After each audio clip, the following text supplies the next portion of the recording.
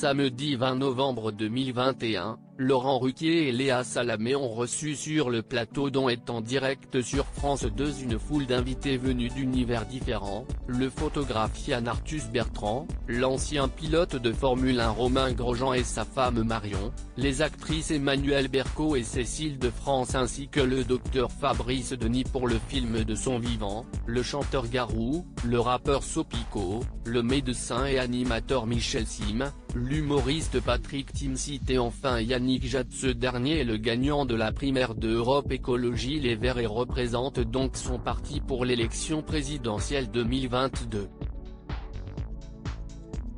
Le Vert était ravi d'avoir les caméras braquées sur lui pour défendre ses idées et son programme.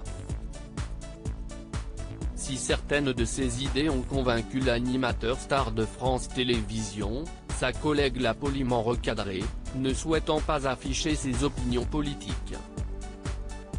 En abordant le sujet polémique de la chasse en France et notamment des accidents qui y sont liés, Laurent Ruquier a lancé Yannick Jadot sur une question pour laquelle il est intraitable: il faut que les Françaises et les Françaises puissent se promener en toute sécurité en forêt les week-ends des vacances scolaires.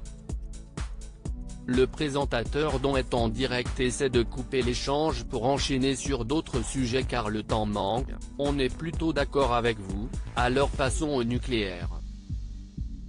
Si est alors que Léa Salamé le coupe, il est d'accord avec vous. Laurent Ruquier plaisante devant son invité, elle chasse tous les jours. Puis, la spécialiste en politique souhaite remettre clairement les pendules à l'heure: à la différence de Laurent, je ne donne pas mon avis, et ce n'est pas mon job. Son acolyte conclut: si est pratique de ne pas être journaliste en fait, vous n'avez pas de chance ma pauvre Léa. À cheval sur la déontologie qui veut que les journalistes traitent l'actualité de la façon la plus objective possible, un challenge difficile à appliquer, Léa Salamé a donc mis les points sur les i.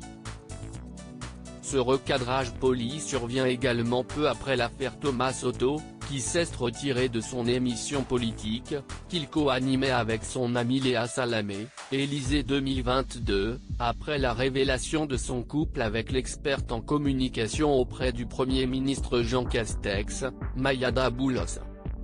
Elle-même compagne de Raphaël Glucksmann, le père de son fils Gabriel, la présentatrice de radio et de télévision avait décidé de s'écarter des émissions politiques le temps de la campagne des européennes de son bien-aimé.